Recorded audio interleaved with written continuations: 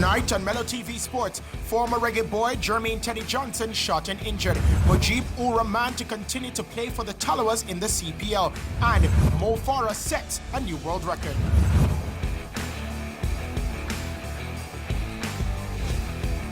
We start off Mello TV Sports with some sad news as former reggae boy Jermaine Teddy Johnson remains in hospital after being shot and injured yesterday. Johnson was one of 3 persons shot on Law Street and Foster Lane in central Kingston. The 40-year-old, along with Tivoli Gardens netballer Nicole Henry and another man, were rushed to the Kingston Public Hospital where they were admitted in serious but stable condition after the attack. Coach of the Tivoli Gardens Football Club, Philip Williams, says Johnson is doing well despite the situation. I spoke with Teddy today. He's still in the hospital, stable condition, and it seems in good spirit despite what happened. He's in good health based on the situation. He got 2 shots, one in his shoulder and somewhere around the rib cage. Both shots passed through the body. Johnson currently plays for Tivoli Gardens in the Red Stripe Premier League, stints also with several clubs in England. He represented Jamaica 73 times and scored 12 goals. Barcelona's all-time leading goal scorer Lionel Messi says he's staying at the club because it is impossible for any team to pay his release clause, and he does not want to face the club he loves in court. Now, the 33-year-old sent a fax to Barca last Tuesday saying he wanted to exercise a clause in his contract which states he will leave the club for free, but the club said his €700 million release clause would have to be met. Messi, whose contract expires next summer, says the fact he did not tell Barca he wanted to leave before June 10 was crucial, and had he done so, his release clause would not have to be met as well. Manchester City were among the clubs linked with Messi when he made clear he wanted to end his 2-decade stay at the Nou Camp 9 days after an 8-2 defeat by Bayern Munich in the Champions League quarter-finals. That result meant Barca ended the season with no silverware, and they replaced manager Kiki Setien with former Everton and Netherlands coach Ronald Koeman. Now, meanwhile, Barcelona striker Luis Suarez has agreed to join Juventus. Suarez will move to Serie A on a free transfer or perhaps a nominal fee if he can negotiate his release from the Spanish giants. The Uruguayan has a year to run on a contract he signed in 2016, but if he played 60% of games during the 2020-2021 season, it would be extended for another year.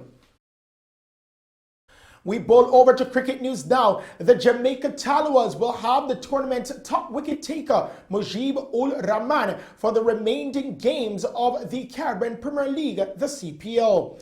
Now, this after the Afghanistan Cricket Board allowed their players taking part in this year's tournament to stay until the conclusion of the event. The 6 players are Mujib Ul Rahman, Rashid Khan, Mohammed Nabi, Naveem Ul Haq, Najibul Zadran and Zahir Khan, all of whom were due to take part in the Shpakiza Cricket League, their domestic T20 competition.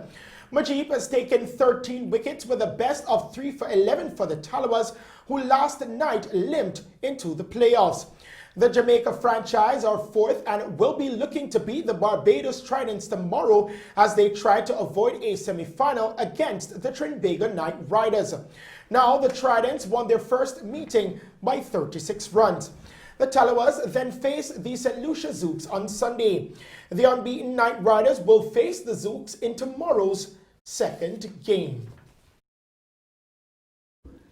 Coach Andre Coley says the West Indies women's players are upbeat ahead of the 5-match T20 series against England. Coley is the interim head coach of the West Indies women for the series at the Incora County Ground in Derby. The touring party arrived in England on Sunday, and Coley says things are going well. Well, we've been blessed with good weather for most of the time. I think it has been good. It allowed us to be outside, and we have had a couple of good days. We recovered cricket-specific skills as well as strength and conditioning. So it has given us an opportunity to have a baseline or get an indication of where we are as a squad, and it has also given us windows where we have identified areas that we can make some gains over the couple of weeks before we get into the actual internationals. The first match of 5 is set for September 21. England today pulled off a stunning fight back to beat Australia by 2 runs in the opening T20 International, with the tourists suffering a dramatic late collapse that saw them lose 5 wickets for 24 runs. Chasing 163, David Warner 58 of 47 deliveries and Aaron Finch 46 of 32 got Australia off to a flyer with a 98-run opening stand, but 4 wickets fell in the space of 14 deliveries to spark England. Jofra Archer 2 for 33, Adil Rashid 2 for 29 and Mark Wood 1 for 31 combined to get the job done for the Englishmen. Earlier, David Malan struck 66 of 43 balls for England, a 7th T20 50, and Joss Butler a 5-4 from 29 at the top of the order, but the hosts were pegged back to a below par score by Ashton Agar 2 for 32, Glenn Maxwell 2 for 14, and Kane Richardson 2 for 13. The second game is set for this Sunday. On to netball news now. Ace Jamaican goal shooter Janelle Fowler will come face-to-face with Sunshine Girl teammate Kadian Dehaney when the West Coast Fever and Melbourne Vixens play each other in the Suncorp Super Netball League in Australia tomorrow. Goalkeeper Dehaney, the Vixens, won their first meeting of the season last month, 68-59, one of 8 wins from 9 matches that put them atop the league with 32 points. The Fever, with 5 wins and 4 losses, have 20 points in 4th position. Romelda Aiken will also be in action tomorrow when her Queensland Firebirds face the second place NSW Swifts. The Firebirds have struggled so far with only 2 wins, 1 draw and 6 losses for 10 points and second from the bottom of the 8-team league. Aiken, Fowler, Shamira Sterling and Jodian Ward are among the statistical leaders in the league. On to track and field news now. Mo Farah set the first world record of his career in the Diamond League meeting in Brussels today. 4-time Olympic champion Farah broke the 1-hour world record on his return to the track as he ran at 21,330 meters, bettering the record of 21,285 meters set by Haile Gabriel Selassie in 2007. It is the 37-year-old Britain's first world record outdoors. In the rarely run 1-hour race, athletes tried to cover as much distance as possible in 60 minutes.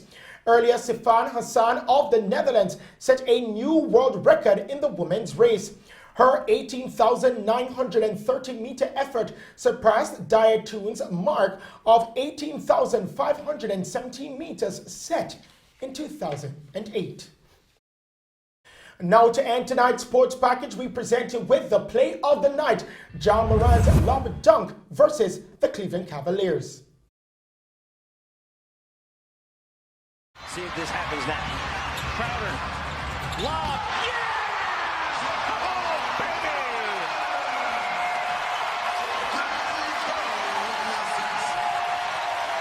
Guys really love playing with one another. And those are the stories making sports news tonight. We now head back to the news desk with Shelly and Hill. Thank you, Christopher. And now to end tonight's newscast, here are the main points. JLP wins its second consecutive term in government over the People's National Party. PNP now in the process of finding a new leader as Dr. Peter Phillips steps down. And Minister of Health and Wellness, Dr. Christopher Tufton, announces community transmission of COVID-19. And that's our news package for you tonight. Thank you for tuning in to Mello TV Evening News at 8. I am Shelly Ann Hill. Stay safe and pleasant viewing.